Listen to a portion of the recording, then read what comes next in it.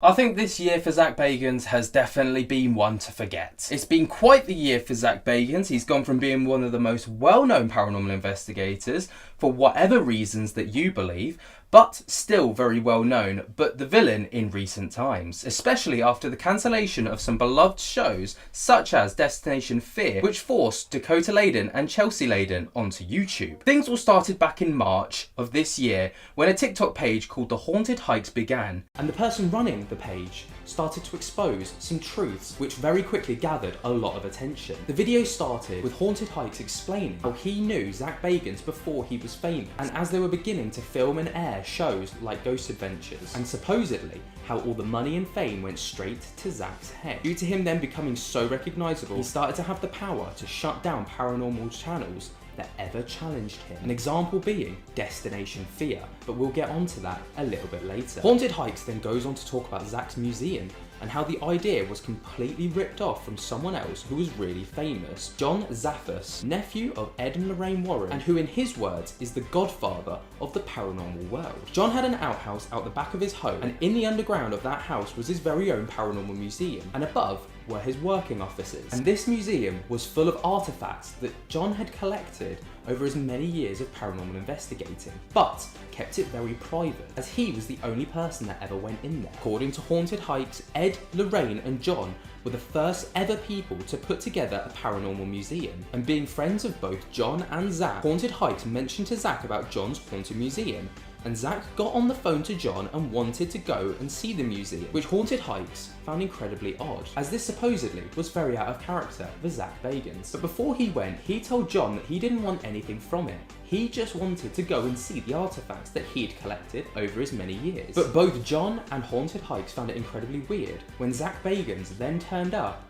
with a promotion crew and camera crew. Zak went around the museum, taking photos with the artifacts and then leaving. Again, both John and Haunted Hikes found this incredibly strange, and it later came to be that Zak was actually collecting ideas for his own museum. And Haunted Hikes actually goes on to talk about Zak Bagans' haunted museum, which in his claims he says that not all the artifacts in his museum are actually owned by Zak. They're actually leased by the people who genuinely own those artifacts, because the original owners weren't willing to sell them. He then goes on to ask, are all the artifacts actually haunted? And he states that they're not. He says that the creep factor actually lies within the backstory of the artifacts, not the artifacts themselves. And Haunted Hikes then goes on to say that he believes that Zak Bagans 1000% ripped off John's idea. But people in Haunted Hikes comments section actually state that this wasn't actually him ripping off John's idea, it was just a very clever business move. Sadly though, that's as far as Haunted Hikes got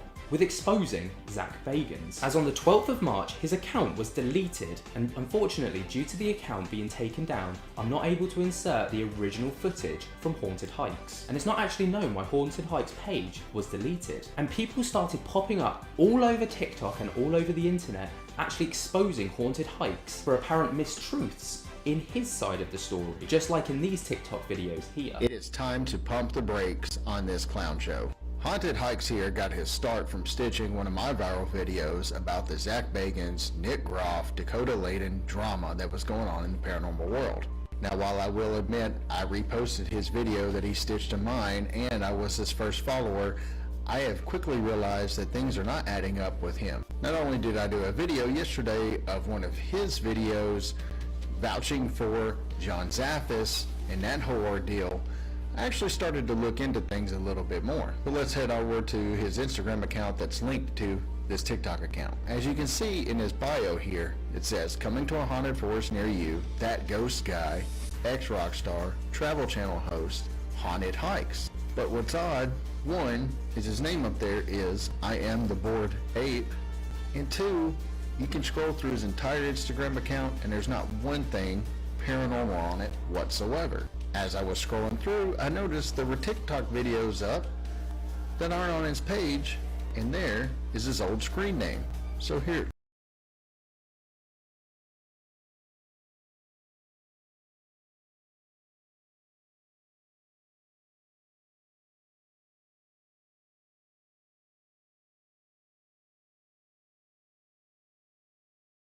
cringed so hard.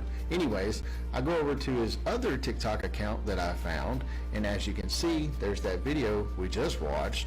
And if you scroll through here, it looks like he tries to do videos that are very trendy and that had gone viral, and he was trying to do his own version, trying to get some fame. I would like to point out there's nothing paranormal on his page, and that Instagram is linked to the same Instagram account. Hopping back over to his Instagram, notice how it says Travel Channel Host like we pointed out earlier. Well, I had a follower on TikTok reach out to me saying he had screenshots of conversations between him and Haunted Hikes. And because this person wants to remain anonymous, we will call them C. So C had a conversation with Haunted Hikes, and it goes like this. I host and narrate haunted hotels and haunted cemeteries on TC, aka Travel Channel. C replies, I looked up those shows online and there wasn't a Drew at all. It's so confusing. Suggesting that earlier in this conversation, Haunted Hikes said his name was Drew. After scouring the internet trying to find the name of that show that he talked about he was associated with Travel Channel, the closest I could get was Haunted Hotels, which was on Travel Channel, but recall that he said he hosted and narrated that show and his name was Drew. Well, this is narrated by Dan Riordan, who I couldn't find a picture of him, but it doesn't match the name Drew, but we'll give him the benefit of the doubt and give that one to Haunted Hikes. Haunted Hikes, or Drew, replies back, no worries, I've had 3 entertainment names in the last 15 years. Do you watch AHS, American Horror Story? And C responds, absolutely. Why do you have to use 3 different names? And completely sideswiping that question, and Haunted Hikes responds, I am the voiceover for Twisty the Clown. Yes, this man did say, I am the voiceover for this extremely popular character played by an even more popular actor, which as you can see here was John Carroll Lynch. Yeah, this guy. You guys know who that is. Yep, he claimed to play a voiceover even though a voiceover was never done for that actor in that part. And C called him out on that. So people have already been calling this guy out on his BS. And on top of it, BJ the Web Guy posted a video earlier talking about how he called him out in the comments, and now Haunted Hikes has blocked him. And sure enough, in his video, Holly Jean Madison, who is apparently either a former or current partner to Zak Bagans, replied back, he blocked me too, he's a coward. Now check out her video response. Side eye. Side eye. So yeah, if Haunted Hikes knew anything about Zak Bagans and was the person that he said he was in the paranormal community, I would think that she would know. So I think it's safe to say that this guy is an even bigger fraud than what he's trying to make Zak Bagans look like. And I think it's time for everybody, all 130 something thousand people, to stop following this guy and just let him live out the sad existence that he's in right now. This morning to something interesting. Obviously, we know last night the Haunted Hikes guy posted a 5th part of his video spilling tea on the paranormal world and Zak Bagans. Well, at the same time that he's trying to slam Zak Bagans, he is simultaneously praising problem people like the Warrens. So I made a simple comment on his post and said, you can't put the Warrens on a pedestal while you're also slamming Zak Bagans. Obviously, Zak is a problematic figure for how he handles investigations and things of that nature. The Warrens are equally problematic because they only made information up. When I go to his page now, this is what I see. He was on my page, you're watching him, and you're looking for him to give you information. He is not giving you with shit. He's skinned, he can't handle criticism himself, and he's jealous and jilted, and that's why he's doing. There are countless videos from people who got blocked when they call out Haunted Hikes for his credibility. So it's hard to know if what Haunted Hikes was saying was true about Zak, but it all seemed a bit fishy. This then got even worse when some ex-co-stars of Zak Bagans, Dakota Laden and Nick Groff, spoke out against Zak and Ghost Adventures. Okay guys, I gotta make this quick. First of all, you're amazing. You guys, the love, the support this week has been unreal, and clearly that message is going far because I just got a phone call and I have to publicly address this now. Here we go. Did Zak Bagans shut down Destination Fear? No, he didn't. Did Zak Bagans call the network and say shut it down? No, he didn't. Right now we don't even know if Destination Fear is canceled or renewed. I will say it's not looking good, but I have to tell you guys, in this industry, these decisions are business. This is a business decision, and it has nothing to do with anyone's ego or whatever. However, does that mean that Zach and me are friends and that he's been supporting the show and everything has been chipper and great? No, it doesn't. And I have a lot to say and more to come on that front. The other being Nick Groff, who also worked incredibly closely with Zach, actually working on the show Ghost Adventures for 10 plus seasons. But yesterday, Nick Groff took to Twitter to say it's time for the truth and posting this video exposing Zach. Okay, let's get into this. I got all your questions. I sorted through them. Let me start off by saying this. I never had an NDA. I was not fired from Ghost Adventures. I never did, quote, a bad thing. I never cheated in a relationship that I was in. I was misled with the ongoing Paranormal Lockdown. I kept my head up for 9 years. I pushed forward. I kept trying to move on, creating new hit shows. But the previous hosts that I used to work with keep trying to stop my career. So this is my story. This is from my perspective, and now I have to talk about it. Okay, Rachel asked, this may be controversial, I know, but what was it like working on the GA team after the documentary and Fame hit? Just wondering if rumors are true about you-know-whose ego from experience. I questioned him once about how he treats his team and was blocked instantly. In my opinion, this rumor is true. I witnessed it firsthand and I saw him treat people just as poorly. This host was terrible to work with. It was an extremely hostile environment to work in. And also Dakota can speak on his experience with him too. All right, this is from Glenda from Texas. Aaron has already explained why you were fired. You went behind Zach's back, started a new show without discussing anything with him. Trying to destroy him at this late date will do you no good, except she spelled no wrong. I did not get fired. That is false. I did not go behind anyone's back. My contract allowed me to produce other shows, just like the other host who I was working with, who produced several other shows. This is simply jealousy, nothing to do with legalities.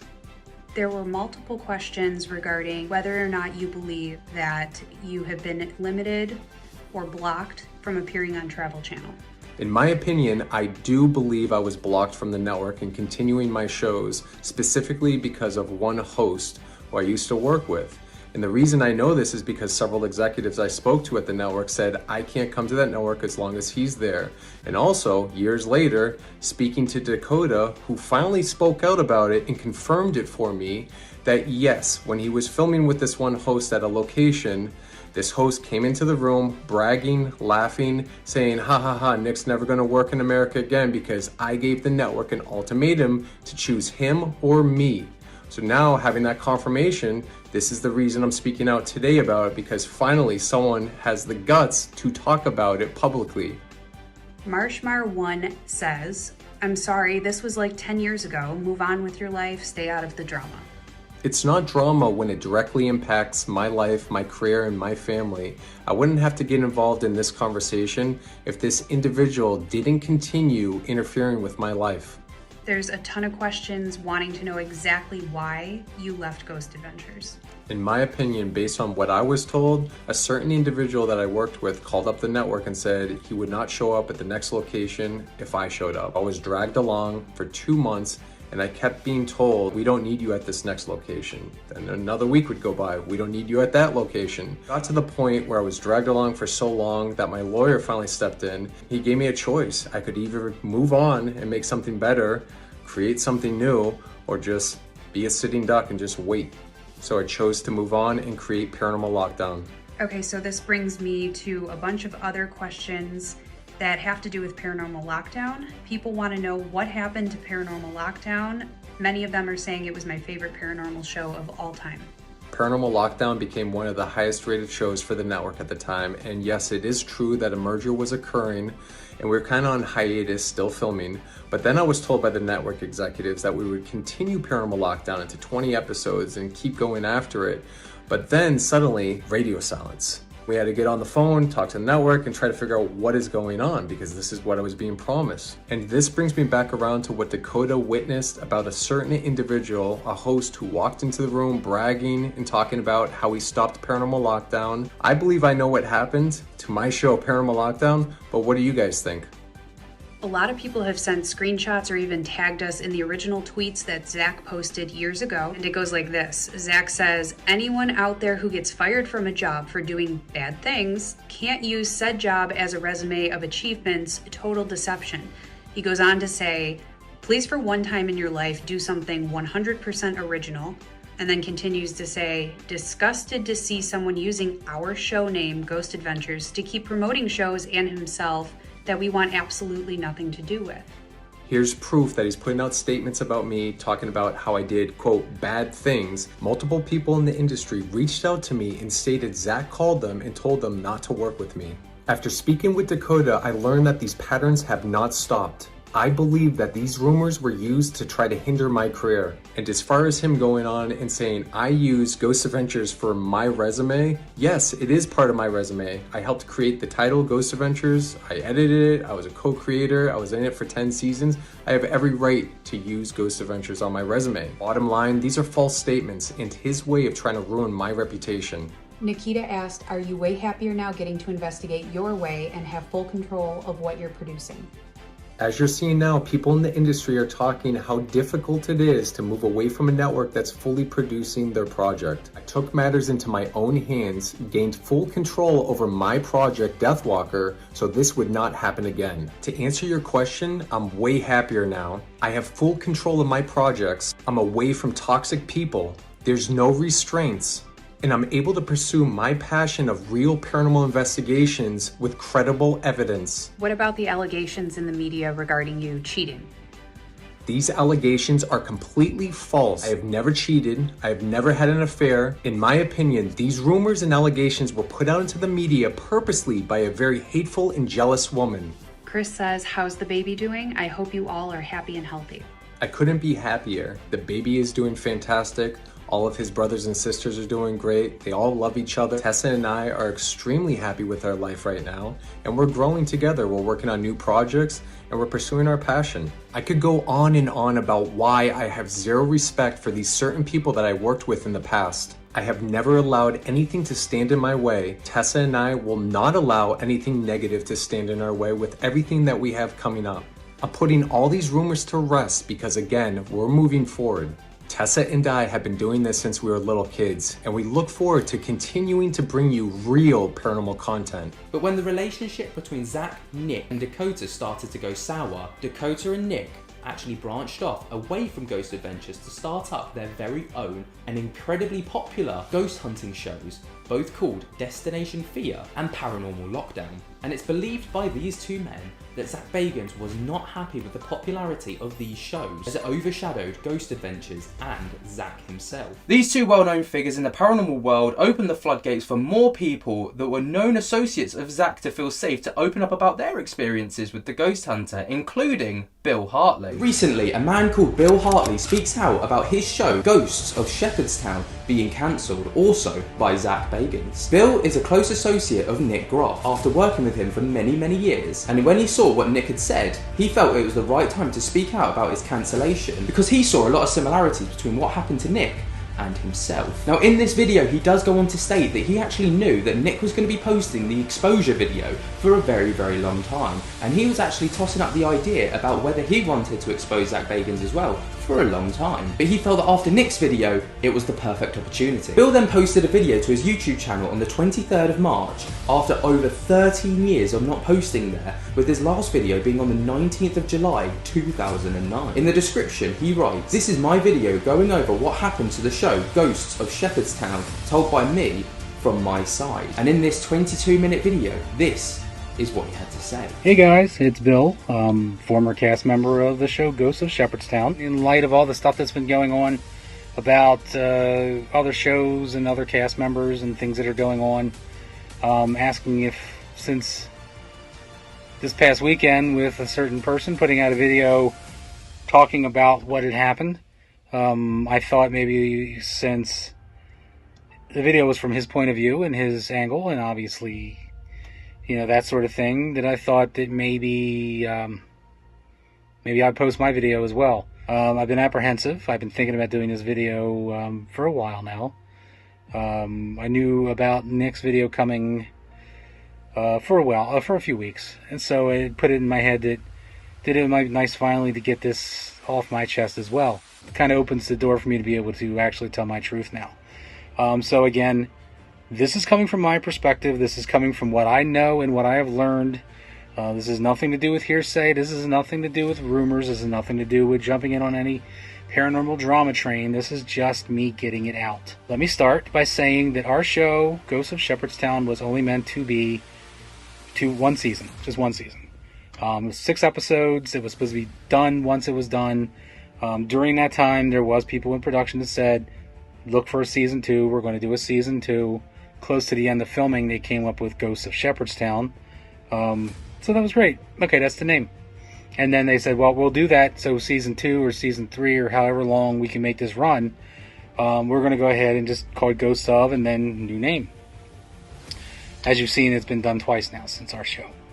So, show airs. It's the biggest thing that the network had seen at the time as far as ratings go. The ratings stayed pretty consecutive. So, yeah, it happened. Then they even did a special return to Shepherdstown, which aired on A&E, which is weird. But I was the only member of the show that actually, as far as main cast, me, Nick, and Elizabeth, that came back and did anything. And all I did was a voice. They called me a couple times, and I answered and talked on the line, and it was filmed. But then after that, I thought that was it, because it was kind of like a wrap-up show. Then we're told, well, we're going to do a season 2. We want you guys back. So all of us, as far as the investigating side goes, I'm not gonna lie, there was a person on this team on the show that we didn't want to work with again, and we voiced our protests, but we're told there's not really much they can do about it. We would have to work with that person again if we did the show. So we bit the bullet and did it. So season 2 comes and goes. It airs. We go to New York and we do our little press thing that they had us go on YouTube and Huffington Post, and we do videos there and stuff like that. And then, season 2 airs. It does well. We're told again, season 3, wait for season 3. We're going to work on season 3. And we're like, great. Okay, I guess season 3 is going to happen. And they kept telling us, yeah, season 3 is going to happen. Just wait for it. Then we get word that everything got put on a halt as far as anything new being produced because there was a merger coming. Discovery Channel and Scripps were going to go ahead and merge. And with that, they said once the merger's done, then everything will start picking back up. Well, the merger happens, and we don't hear nothing. Nothing's happening. And then we do start hearing stuff again. Yeah, we're still going to do. And then again, radio silence. So during that, because it was like in December or January when it happened. So by the time we get into the summer months, we're not hearing anything. But then, not just on my side, but on other cast member sides, we started getting messages, calls from people in Louisiana. Well, on our side, it was a friend of Carissa, my wife, who basically told her, hey, look, they're casting for your husband's show down here, but they're telling everyone who's coming in to cast for it, don't tell the cast members of Ghosts of Shepherdstown. Don't bring it up to them. They don't know what we're doing here. Another one of our cast members got pretty much verbatim the same thing from somebody else down in Louisiana. And we're calling each other and saying, are you hearing this? Yeah. Are they down there? No, they can't be recasting us. They must be just casting for other people, because we knew going in at the end of season 2 that if it was a season 3 in a different town, that they wouldn't be using the other people of our show, like our historian and our psychic and people like that wouldn't be returning, because to the show it would make more sense to use people who are local to whatever town we're filming. So that was where we were at points, but then we started continuing to hear these rumors. More people were saying, yeah, they're filming for a new Ghost of Shepherdstown down here in Louisiana. So we start messaging and we start commenting back and forth to both network and our production side. which are two different entities. Just always keep that in mind. There's a production side and then there's a network. They give the money to production. Production does the filming for the show. So we're getting back and forth with them, and they're like, no, what don't you talk about? What don't you talk about? No, you guys are it. You guys are it. And then eventually it comes back. Yeah, we're not bringing you guys back. Couldn't quite figure out why. We asked why, this, that, and the other. And eventually, on my side, someone from the production side told me, yeah, they're not bringing you guys back because now that the mergers happen and Discovery and Scripps are now one, and Scripps side had Ghost Adventures, that a particular, let's just say, douchebag in glasses decided that he didn't want to work on a network with a former cast member. He then, apparently, made a phone call to network and said, look, it's my way or the highway. I am not taking, not going to be on the same area as this guy. Now, I go back and I'll go, like I said, I'm the big go-between. I ran and spoke to this particular person who said, yeah, I'm hearing the same thing. He said, well, let me see what I can do. In the meantime, I'm talking to someone, one of our people on the actual network side, and they say the same thing. Look, the issue isn't with anybody in the cast except for Nick. This guy made a phone call and basically said, look, I don't ever want to see him working on this network. Now, instead of what I thought, what others have thought, what others have said, including Nick himself, was basically, well, if the guy's a problem with me, it's no sense torpedoing the entire show and basically screwing over everybody who had been sitting for more than a year waiting to do this season 3. Just recast Nick and bring everyone else back, or who they were going to bring back. But they decided, since new town, new team, just go that way. And I basically said, well, look, I think it's kind of fucked up. And they told me too, yeah, it's fucked up, but there's nothing we can do about it.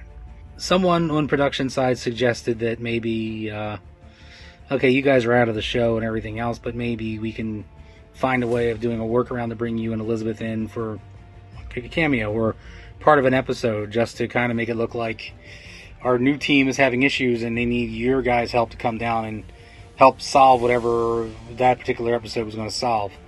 And I think it was pretty unanimous. We all said, no, we're not going to do something like that. We strategically all go to network and say, let us out of our contract, because if something else was to come along and somebody else wanted to use us, we didn't want to be bound to a contract for another year, which was where it would have started at, for us to sit around and twiddle our thumbs. So we get out of our contracts. Little did we know, after we got out of our contracts, we had also, for the most part, be blackballed. Do I know this for sure? No, but if you think about all the other paranormal shows that have run and gone away and then come back, or another show comes back with these cast members, almost in a circle. And not to call anybody out, because I don't, like I said, I know these guys some, but I don't, I don't know them, but I know that they're good guys. But let's take the Ghost Brothers, for example. I mean, they've had like 4 shows now on that network. Each one is a different show because the one gets canceled and they just bring the guys back. To this date, since we got out of our contract, I've never heard anything from the network or any production companies. And like I said, it all stems from one phone call from one douchebag in glasses that basically put everything in motion. Now, whatever their issue was or is, it's their issues. It's not mine. It's not anybody else affiliated with my show's issue. We weren't part of it.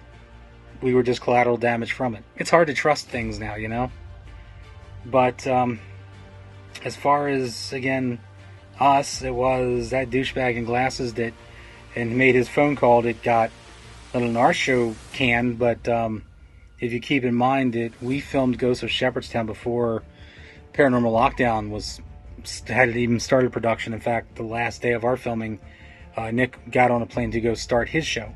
But the way production was and the way the network aired things, Paranormal Lockdown got put on first. So he got that season, and then after season 2 of Us, he was already working on season 2 of that show. And then, of course, then you know what happened with Network. Yeah, that guy got his way with a phone call, and I don't think it's fair. I don't think that it's fair that people had to go through things. And I know people are going to say, well, what did you go through, or this, that. This was a big thing for all of us that worked on that show. Just being kicked to the curb for no other reason than a few backwards conversations about that phone call, and how because of one person's disagreement with another that everything had to basically ship over to something else.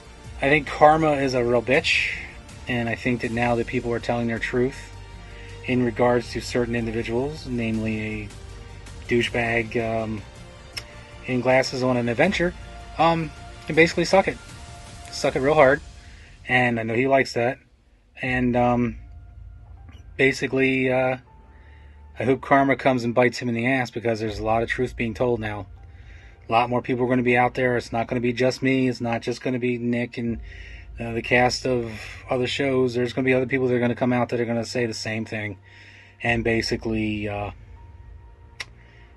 karma's a bitch, my friend, and it's coming. It's coming. There was also a slew of people coming forward with controversies that Zak and the show had been involved in. This accusation comes from Zak himself, actually, in an LA Times story that ran in 2022, where he took a reporter through LA's famous Comedy Store. And I quote, "I am sick and tired of people calling me overdramatic. It really upsets me. I'm a magnet for energies, and I can't turn that off. I'm a hyper-empathetic person. You start crying, I'm probably going to start crying too." Number 3. Zak Bagans is douche Bagans when Ghost Adventures visits certain locations. This is an informal accusation, and it's one that I covered in my other video on Zak Bagans. And these are informal accusations I've heard secondhand from locations that I've been to that Ghost Adventures has recorded investigations at. It is said at these locations, which will remain nameless, that Zak and the Ghost Adventures crew can be off-putting towards the people who work there, can be notoriously demanding, and furthermore, sometimes they don't even finish filming, as on the third day they'll be out drinking, and often the camera crew will come in and grab B-roll on the third day. Once again, this is where the nickname Douche Bagans came from. Now this point made me stop and think, because a lot of people in our comment section over the past few videos that we've made about Zak have actually backed up this potential allegation with comments such as, "I know 2 haunted location owners. They both said Zak Bagans treated them terribly. Zak threatened to sue them if they allowed any other TV shows to record an episode at their locations. These 2 location owners had to hire lawyers to fight Zak's legal threats." And with other people chiming in with things that they've heard surrounding haunted location owners and Zak himself. The Conjuring House survivor said that she walked off due to how disgusting and disrespectful Zak's behaviour was. Her name was Andrea Perrin, and her family was the source of the movie.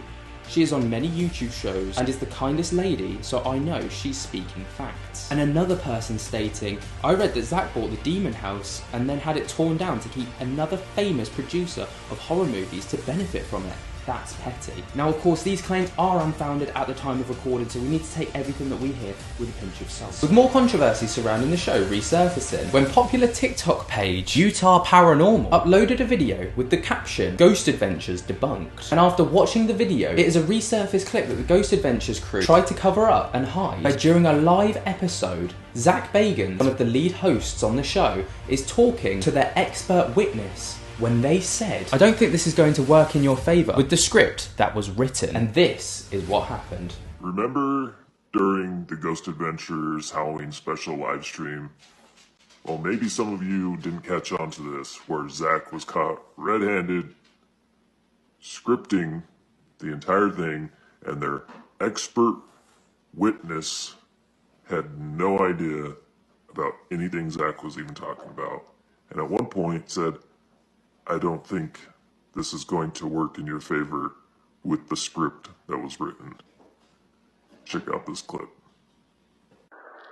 Can I ask you a question, Rabbi? Yes. Are you familiar with a Dybbuk or Dybbuk box? I read up on it today because of the Dybbuk box. I read about it. Okay. Are there demonic possessions in not that much that I believe that it really could have, that they could take control of you, that I would be concerned about it. All right. So that may not be good with your script, but that's my personal belief. Okay, let's go over. At the end of the clip, you can see Zak Bagans storming off because he's clearly upset that the rabbi had said this live in front of thousands of viewers. Unfortunately for Zak though, this led to a lot of people blaming him for any paranormal show that ended up being cancelled, sometimes wrongfully so. But this was speculation in a lot of cases, and this was actually one that was put to bed by the Kindred Spirits host Amy Bruni after her show was potentially facing the chopping block. People like Bill and Nick have experienced. Lee actually goes on to state that he's dubious of this email as it hasn't come from a company email but instead a private and personal email address. But the email he does receive actually sheds a bit of light on the inner workings and things that go on behind the scenes at these networks and production companies. Last night I was sent an email and it's to do with Kindred Spirits. I have no idea if the email is legit, but I'm going to read it out. It says, "Hi Lee, I hope you don't mind me sending you this mail. I would like to remain anonymous, please. I have watched your recent videos on YouTube about Destination Fear and Ghost Adventures. I am from the production company Paper Route Productions Inc. Right now, things are not so great for our show Kindred Spirits. The network has gone silent and there is no news of a new series of the popular hit show Kindred Spirits. We have had no bad dealings with Zak Bagans from Ghost Adventures and we are not saying it's anything to do with him. There is a number of budget cuts happening right now and everyone is fighting for the top ratings to keep their show on air. The tensions are very high within the network right now. I will keep you in the loop if anything occurs. Please keep my name and email private if you show this communication mail." So I wasn't quite sure if to talk about this or not, because this is the email of this is not the production company. It looks like it's from a private account. Lee then does some digging into the situation to try and verify the claims that were made in this email, and these are some of the things that he manages to find. Amy's page, which is Amy's the lead investigator of the show Kindred Spirits. So this was yesterday, 1 day ago. "Watch our show tonight, friends, thank you." And this is like a Twitter statement post. "Hey friends, it's no secret there are a lot of changes happening on the network we are with. I also know they still have almost a year of paranormal shows and premieres lined up for you guys. That being said, I always assume every season of Kindred Spirits is our last. So while my love and support of the fabulous people who work behind the scenes at the network and our production company does not waver, I respectfully ask if there was ever a night to watch Kindred live or the day of streaming, today is it." So it says Amy's Twitter, "Hey friends, it's way too soon to know if Kindred Spirits is being renewed for season 8.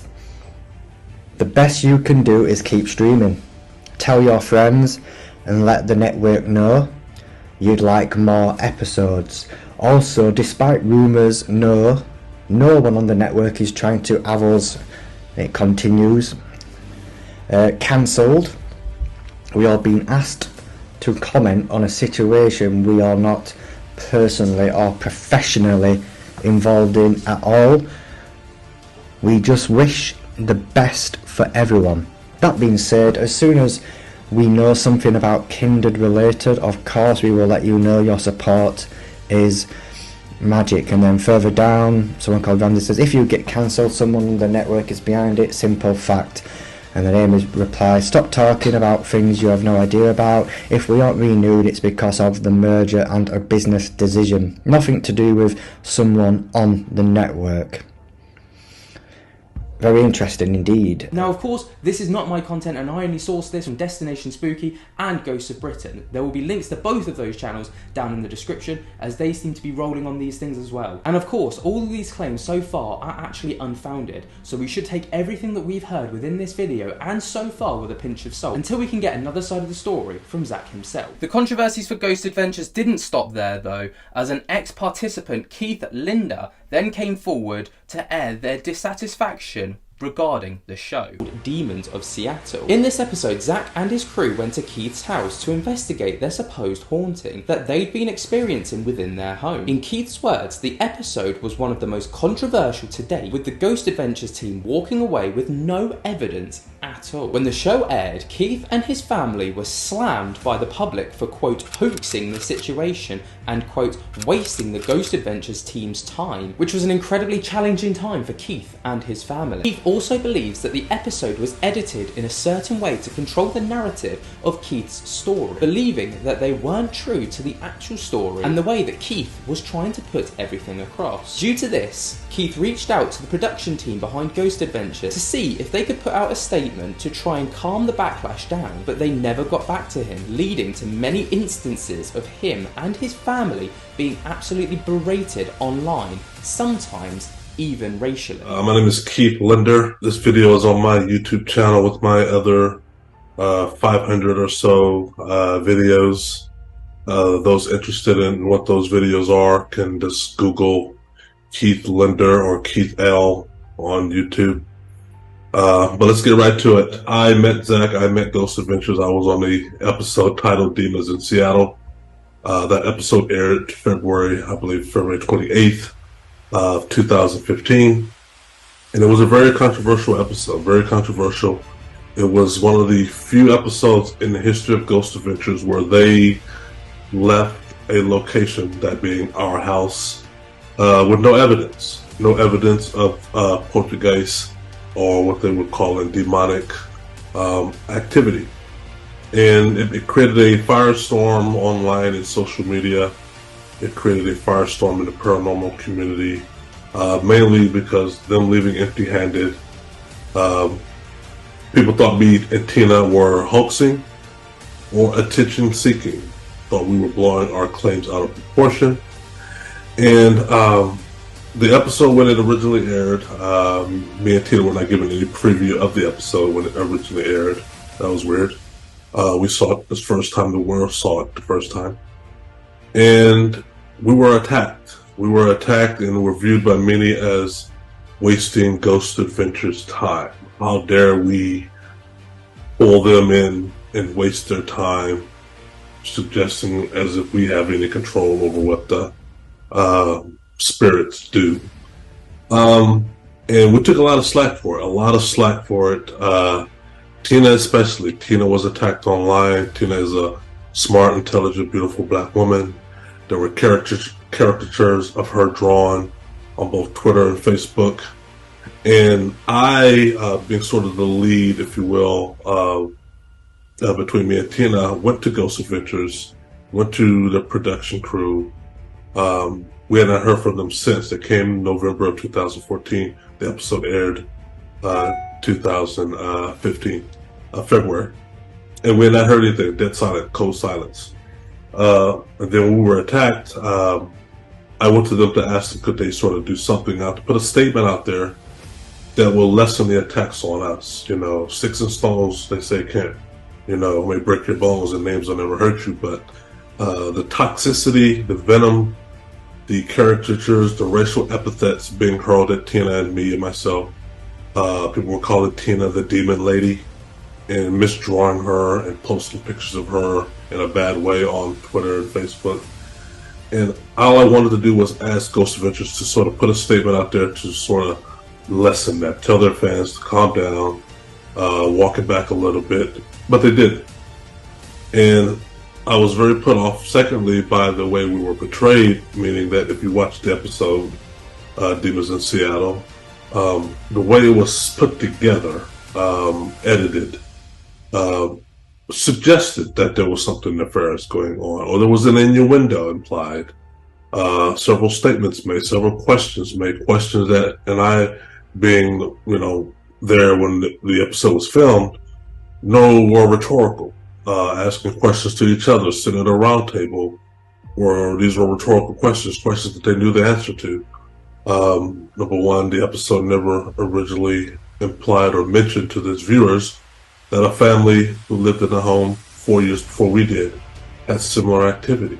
They never said that on the show. Keith then goes on to say that after the Ghost Adventures team came over to his house, he had multiple people come out to his house. These investigators stayed in his home for a while, and in Keith's words, walked away with substantial evidence of, quote, an intelligent haunting, which validated Keith's claims, and all of this evidence was published immediately, with these findings being published by some top people within the paranormal community, even having a parapsychologist come out and confirm his claims. He sent these findings over to the Ghost Adventures crew in the hopes that they would be able to update their viewers on developments within his home, but this never happened. Our claims were proven to be true a year and a half to 2 years after Ghost Adventures left, when another team, two teams, a North America team led by Nikki Novell, who was the name, and her team assembled and found evidence, lived in the home for 3.5 weeks. Coinciding with them almost was the UK team from the United Kingdom, who flew over 3,000 miles, 4,000 miles, and lived in the home for 2.5 weeks. 2 trips, 2.5 weeks total. Parapsychologist Steve Mera, who at the time had over 35 years ghost investigative experience. His chief researcher at the time, Don Phillips, and Nick Kyle. Remember those names: Steve Mera, Nick Kyle, and Don Phillips. And they made their evidence public almost immediately, went public with what they found, and were able to substantiate, and I say this in all capital letters, substantiate what me and Tina had been reporting. And the crux of the matter, long story short, the home was labeled an intelligent haunting, localized intelligent haunting, landlocked intelligent haunting / poltergeist infestation. And so that went out to the prayer community, and that's where my vindication was. Keith also goes on to mention that he believes that Zak is not a paranormal researcher and doesn't believe he does any research behind closed doors, and instead labelled him as a ghost hunter, and says that he only ever does anything when the cameras are rolling. I never viewed Zak as a real, true ghost or paranormal researcher. Zak, in my opinion, is not a ghost or paranormal researcher. He's a ghost hunter. He stays high level in his investigative methodology. I feel pretty comfortable by saying this. Zak does not spend time investigating the paranormal unless a camera is being filmed in front of him. He's not one I can picture doing homework. Keith then ends the video by stating that he's saddened by the fact that Zak and the Ghost Adventures team left him and his family out to dry on national TV because they didn't find anything. Yet when other people did find things, there weren't any rectifications to help Keith and his family from getting a bombardment of online abuse, sometimes even racially profiling. My conclusion is, my summation around Zak Bagans is, and this is based on my experience with him, and how he handled our case, and how he could be orchestrating or these revelations about him, and how he had the Demon House demolished soon after he concluded his investigation, makes me feel with a near 100% surety that Zak has set himself as some sort of, Michael Corleone leader of the paranormal community, if there should happen to be one, in regards to entertainment, in regards to what shows make it to television, in regards to subject matter. He wants to be at the tier top. Anything he views as a threat that doesn't necessarily have his name on it, he doesn't want it to be around. He may go to the network and say, I'm going to take my show and go elsewhere, or I'm going to sit this one out, or whatever they do behind the scenes to cut people off at the knees. I believe that. I believe this is something straight out of Zak Bagans' playbook. He's not one to work well with others. And this is not a personal attack. I know Zach has friends, and he's right to have friends. And I'm pretty sure he has allies. Some will probably come after me after this airs. And he has fans. And he has orchestrated his fans in a way, through years, through careful TV programming, to think of the truth as relates to the paranormal as only coming through the prism of Zak Bagans, and that's wrong. I'm a firm believer of the paranormal, especially malevolent activity. I'm a survivor of it. I lived it. I lived 4 years in a Bothell house, suffered greatly. I have tremendous PTSD from that experience. I still occasionally do have paranormal events happening around me, and I'm no longer in the Bothell home. So I'm a believer in that. But I also, before I met or was thrown into the paranormal, I do know that you cannot have a setup where all the truths, all the discussions, all the topics have to be prismed or corralled or funneled, let's use that word, funneled through you. There needs to be a debate. There needs to be a difference of opinion. There needs to be a analysis. There needs to be a peer review of the evidence that any paranormal investigator captures. You need to share it with skeptics. You need to share it with your colleagues. You need to share it with your enemies. You need to share it with those who you don't really think should be shared with, because you want to stay true and you want your evidence to hold up against the test of time. And my reason for sending Nikki and her team's evidence to Zach is because I thought they were peers. My reason for sending Steve Mara and Don Phillips and Nick Kyle's evidence to Ghost Adventures because I thought these were your peers. And for you to go on TV and to play otherwise shows a real character flaw, shows a level of narcissism, a level of being egotistical, thinking that it's my highway, you know, I run and control what's on the Travel Channel. I'm the content manager, talking about Zak Bagans. And that's wrong. That's wrong, but it's not against the law. But there is an ethics to there. And I think Zach is exposing, or what has recently come out about Ghost Adventures and Zak Bagans in particular, exposes his character flaw. What you're doing to your colleagues is shameful, and in my opinion, is an embarrassment. But it does fit the profile and the actions you did to myself and to Tina, and how you handled our case and how you betrayed us on national TV. Paranormal investigators, researchers, and ghost hunters, I feel, should follow the oath of do no harm. And you did a lot of harm to Tina, to me, and to others. And you never corrected that. And that's not what this video is about. I don't think you will. But it's interesting to know you're staying true in regards to now you're impacting those around you, and revelations coming out about you stifling intellectual thought from other individuals and their shows because you feel it rivals yours or could rival yours. It's not surprising. And on that, I will close out. And it's actually really clear to see in the video that Keith is very disgruntled by the entire interaction with Zach and his crew. Of course, this is not the full video, so if you want to go and check it out for yourself, there will be a link down in the description where you can watch the full 29-minute video and see everything that Keith outlines in his own words. So it leads to the question, is it fair for Keith to be speaking out? And then this whole thing took a surprising plot twist in April, when the original page that kicked all of this off, Haunted Hikes, returned to TikTok and then was, quote, exposed for fabricating lies in their original claims. Recently, Haunted Hikes got his TikTok account back and was again posting more videos about, quote, his truth. He would kick off the new posts by posting a video on the 23rd of March aimed at Paranormal Chris, who was trying to expose mistruths that had been put out by Haunted Hikes. Back to the video.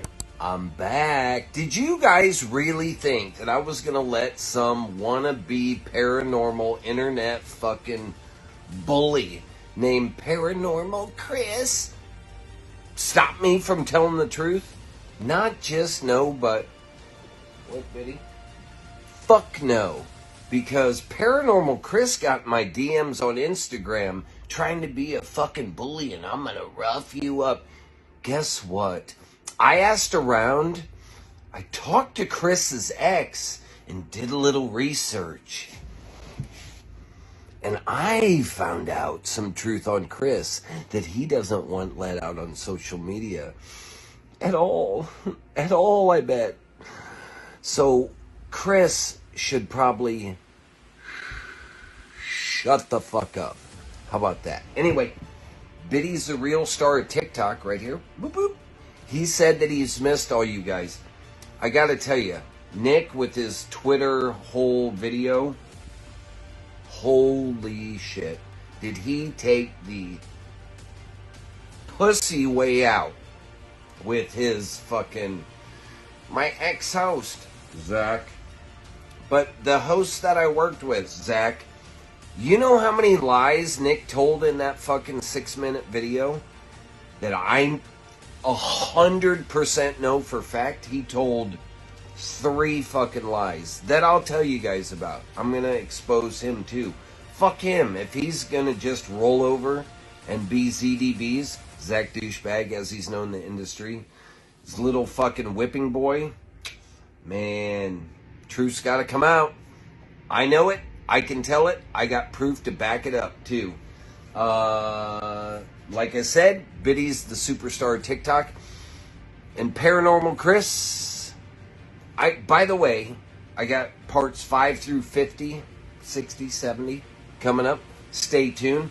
But for Paranormal Chris and his wannabe, I'm an internet bully, because he can hide behind his phone because he has 0 experience in paranormal field whatsoever. 0 experience in the paranormal television field. I got 1 verse for him. I'll see you guys soon, by the way. This goes out to fucking Paranormal Bully Chris.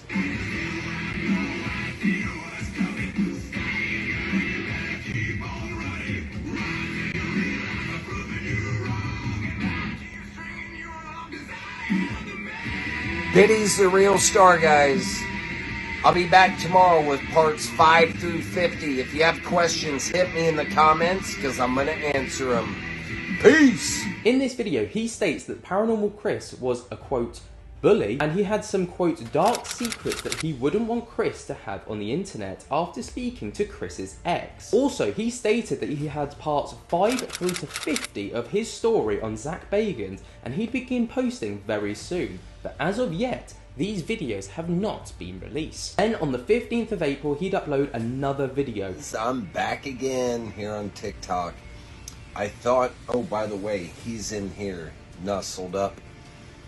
I thought that I would let Nick tell his truth, which ended up being the biggest wussy pussy bullshit ever. He hand-picked the questions. He didn't even fucking cover what you guys want to know. Was Ghost Adventures ever faked? Was shit hoax? Was shit set up? He took the easy way out. I'm going to do a whole ass video on his video. And I like Nick. Nick's cool. He's a good investigator. But he lost me at Paranormal Power Couple. Really? That's what marketing is today? Is he saying in his intro, Paranormal Power Couple? Get the fuck out of here. Anyway, I only have 5 minutes, so I got to talk quick. In 2010, I did a paid event with GA at Eastern State Penitentiary. Okay?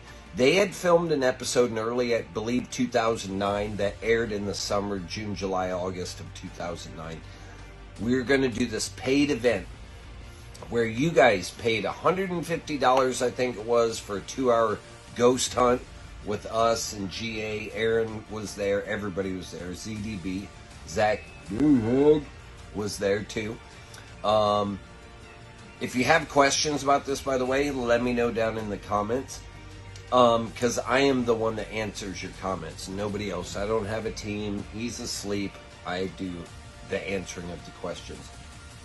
And I think for $250, you got a VIP experience. You got a meet and greet for like 20 minutes prior. Well, there's always a staging area on these paid ghost hunts, just like a haunted house. There's a staging area where someone tells you, a great storyteller will tell you the story, give you the chills. It's all about the preconceived notions, right? Because preconceived notions will scare the living shit out of everyone. But, and of course, Eastern State Penitentiary, pinch, pulled, scratched, hair, picks on women, shadow people, apparitions, blah, blah, blah. I spent a day and a half before the event in Eastern State Penitentiary. All I heard was old building creaking noises. Creak here, creak there. Anyway, we're like 7-8 minutes into this paid ghost tent from you guys, the fans. And I hear this boom, boom, and the whole ground shakes. Everybody's, what was that? What was that? And Zach was like, oh, what the hell was that? And I was like, it's so fishy, like starting right off the bat with this. I scurried ahead down the cell block, like maybe 200 feet. And on the right, there was this door that said electrical room, employees only. I open the door, it's pitch dark. I reach around, find a light, turn the light on. There's a GA crew member. Literally, I catch him beating on the wall. Bang, bang, bang, which was the boom, boom. Because it's like steel, right? And I was like, you have to be kidding me. So I duck back out, head down the cell block, go back. There's a field producer there from Discovery, which owns travel, history, all that stuff. And the field producer's like, what's up? I was like, I'm out. I don't do this fake setup bullshit. That's just not what I do. And he was like, oh, so I go back to my hotel. Anyway, I had been friends with Zach for like 3 years at this point. Didn't know anything about this bullshit setup. It really fucking pissed me off. It kind of threw like this weird awkward moment in our friendship at the time. But I was like, I'm out of here. This is fucking ridiculous. So, that was my first paid event with them, and I straight busted a GA guy banging on the fucking wall to get a fucking jump scare. Not a jump scare, just a fucking, what was that out of people? And I don't play that bullshit. That's not what I do. And I told the Discovery that from the get-go. Anyway, got lots of tea to spill. That's the first one. Tune in, part 8, 9, 10, 11, 12, 13, whatever it is. I got a ton. And I'm going to cover Dakota, Destination Fear, their cancellation, their new show. And I'm going to cover Nick's wussy video with his paranormal power couple and all that bullshit. Stay tuned. I appreciate you guys. Like, comment, share this video. And if you have questions, ask them. Because I'm going to be the one answering them. Nobody else. And that will be the paranormal tea and the paranormal truth, because there isn't a question that I won't answer. I'll see you guys. Appreciate you. We have now moved, we're in the Colorado Rocky Mountains. Deep, like 4 miles into the Rocky Mountains. So, leave a comment, subscribe, share, follow me, ask questions. Peace! In the video, Haunted Hikes goes on to say that during a paid event with Ghost Adventures, Haunted Hikes caught a crew member faking things around the building that they were in to try and get some scares. But Paranormal Chris once again got hold of this footage and decided to do some digging. And it would seem that not everything that was said in this video is true, according to Chris's research. I'm back again here on TikTok. Yep, he's back again, and he's got more lies that he's feeding to the public. But if you're seeing me, guess what? I found out that he's lying. In 2010, I did a paid event with GA at Eastern State Penitentiary. So I went on the hunt for this so-called paid event because no doubt there was some video evidence of it. And check this out. So I Google searched the date and the location and of course Ghost Adventures, and this video down here popped up, which was filmed by Aaron Sagers. And in the caption of the video, you can see it says Ghost Adventures Paranormal Event at Eastern State Penitentiary 2010. But also notice it was uploaded March 23rd, 2023, almost 3 weeks ago. So after he was banned about 3 or 4 weeks ago for trying to come at me, it looks like he might have found this video and this is where he's getting his information from. But let's see what else he has to say. There's a field producer there from Discovery, which owns travel, history, all that stuff. And the field producer's like, what's up? I was like, I'm out. I don't do this fake setup bullshit. That's just not what I do.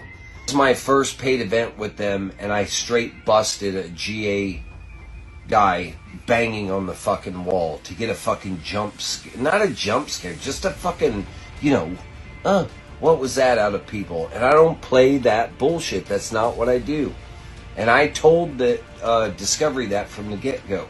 So in the YouTube video online of this event, you can see where it says down here that Aaron Sagers was a speaker at Dave Schrader's paranormal event at Philadelphia's Eastern State Penitentiary featuring the Ghost Adventures. If you guys don't know who Dave Schrader is, he's a huge name in the paranormal community, as he's also got a profile on IMDb. And he's also on Twitter, where I've been following him for a while, as he has almost 112,000 followers, and it shows that he was on shows like Holster Files and Ghost of Devil Perch on the Travel Channel and Discovery Plus. So I reached out to Dave and I got his permission to use this message thread from Twitter on this video, and he states, "It was my event. There were no Ghost Adventure producers or Discovery Channel, Travel Channel people there.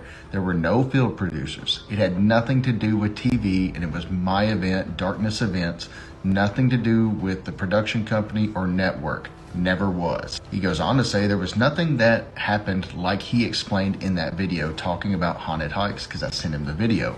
I personally ran those events, so I can honestly say none of what he said made any sense. And he also states, "I do know no one ever left in the first part of the investigation because of those claims ever, as I would have been the one to walk them out." And I even messaged Tessa Groff about the incident, and she responded back after talking with Nix. Dave called us and we talked about the whole event. This guy was never there for sure. And to top it off, he said that he ran into crew from Discovery, but here it shows that Discovery actually didn't buy the network's parent company, Scripps Network Interactive, which was part of Travel Channel, till 2018, not 2010. He is once again lying and a fake. During this research, Chris looked up the event itself, found the producer and filmmaker of that episode, and reached out to them, who disproved everything that Haunted Heights was saying in his video. And as if that wasn't enough, Chris also reached out to Tessa Groff, the wife of Nick Groff, who also disproved the claims that were being made. What's also worth mentioning is that before Haunted Heights' initial leaving of TikTok, he did block anyone that disagreed with him on these comments. And as seen by the way that he spoke about Chris in its other videos, it's safe to say that he didn't like people challenging him or his videos. But around 2 hours after Chris's video was uploaded, Haunted Heights' TikTok page would once again disappear. With no reason as to why, we can only speculate that Chris's video calling him out once again would be the reason. Though Chelsea and Dakota Layden's show was cancelled, they took it surprisingly well, and it actually turned into a huge benefit for them, and as they turn their attention to YouTube to create their channel, Project Fear. Hi everybody! I have a funny thing I kind of want to do. If you could repeat after me on the count of 3 that you got canceled. All right, everyone here? All right. 1, 2, 3. You got canceled! Yeah! Now, as you can see, he's having a great time. He is actually collaborating with some of the biggest names in the paranormal community right now. He did one with Sam and Colby very recently, and he has also done one with the Paranormal Files far more recently. So it looks like he's really ready to make a comeback to YouTube and bring us some of the top tier content. I don't know anyone else who would take the cancellation of their show this well, but Dakota Layden, fair play to you, lad. Things after this then really quietened down on the Zak Bagans front. Zak continued like nothing had happened, and the community just seemed to forget what happened. That was until the caretaker of the Goldfield Hotel came out to, quote, expose the ghost hunter for the infamous brick incident in a recent Ghost Club Paranormal episode back in October. Zak Bagans' quote exposure seems to be getting worse though. as highlighted by a recent Ghost Club Paranormal video. On the 22nd of August, Ghost Club Paranormal uploaded the video titled The Scariest Place on Earth, Goldfield Hotel, where Jade and Mandy, the two Ghost Club Paranormal investigators, went to Goldfield Hotel to conduct their very own investigation. One of Nevada's most haunted places, the Goldfield Hotel.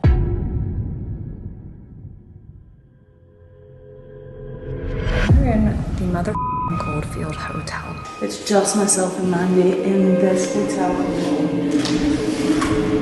The Goldfield Hotel has captured global attention for decades. What was once Nevada's most famous hotel is now known for its terrifying reputation, being named the scariest place on Earth, home to multiple dark entities who will scratch, choke, and attack the people brave enough to enter. Some people leave after only a few minutes. So we are challenging ourselves to last the whole night.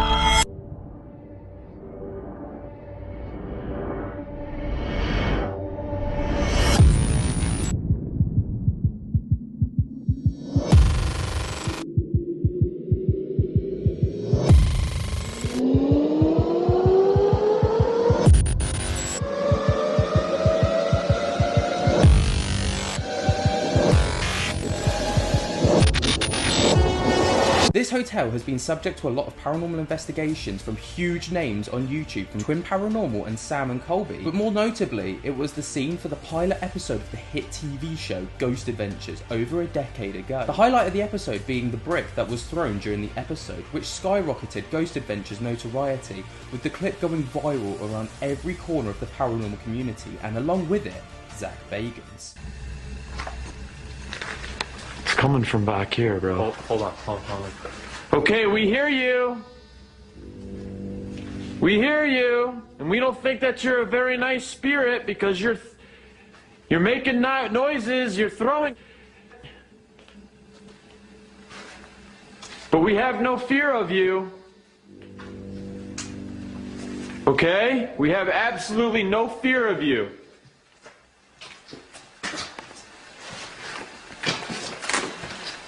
Nick, you go in there first? You want me to go in? Is that you? Making all that noise? This is the room. What room?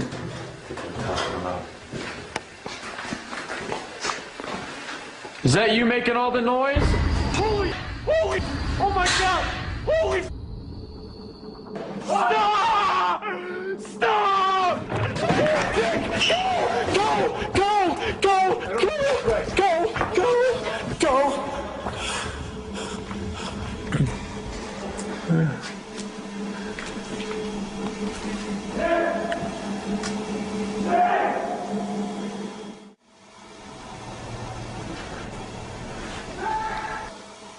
Please help me. Hey, Nick! Whilst at the rundown hotel, the investigators of Ghost Club Paranormal are shown around by Heather, the Goldfield caretaker.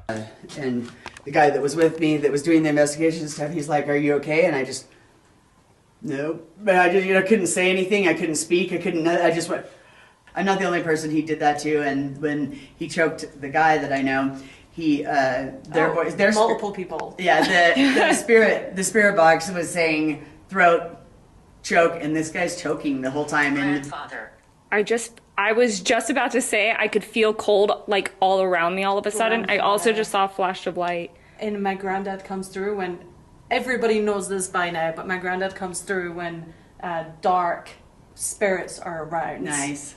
See how it's built. He makes a very interesting comment when walking down the stairs and into the basement, referencing Ghost Adventures. So this is just a weird room, not a lot.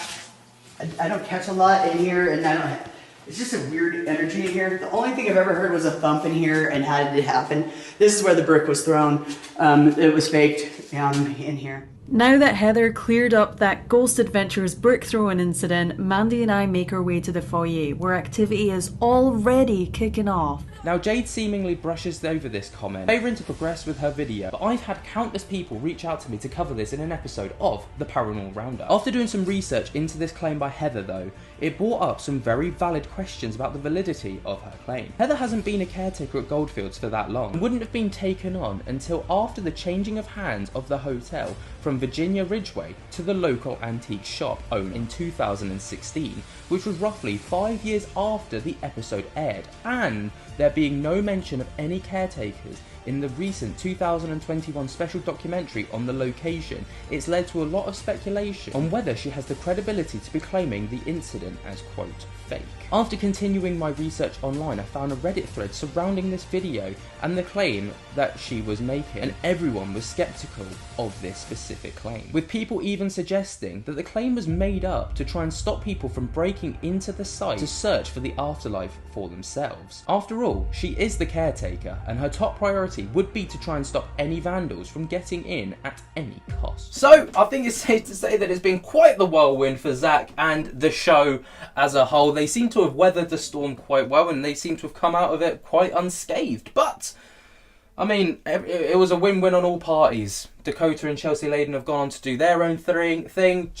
Nick and Tessa Groff have gone on to do their own thing. Zak's continuing to do his thing. Ghost Adventures is continuing to do its thing. And it's even had some star guests like Twin Paranormal, who made a feature in some of the most recent episodes, which was absolutely huge for them. But what do you make of the whole Zak Bagans Ghost Adventures controversy over the last year? It has been one of the biggest stories of this 2023, which is why I wanted to kind of compile everything together as one of the major stories of the year in the paranormal community. It's one of very few that happened, but it was by far the biggest, maybe just edging the whole Cody and Satori situation. But let me know what you guys think down in the comments below, and while you're down there, you know what you need to do. Jump to get the hell out of that like button, subscribe if you're new, and tickle my little bell so you get notified whenever we upload. And until next time, I hope that you guys have enjoyed, and I'll see you in the next video. Speak to you later. Peace.